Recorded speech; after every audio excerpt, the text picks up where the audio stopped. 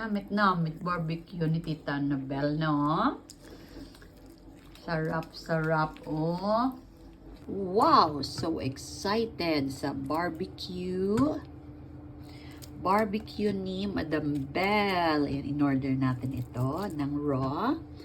At excited tayong lutuin sa ating oven. Excited to show to you later ang kanyang kinalabasan.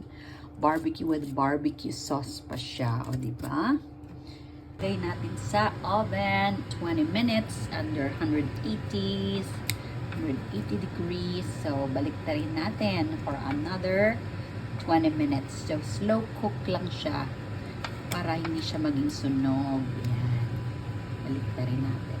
Total cooking time nito, mga kakusina, 50 minutes dahil low heat lang siya. So, wow.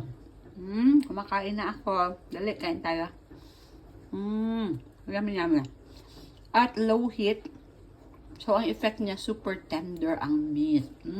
Sarap. So, recommend you dito sa mga friends natin sa Sweden. Yung shopping order from Bell's Skewer. Diyan ang kanyang natag natin siya.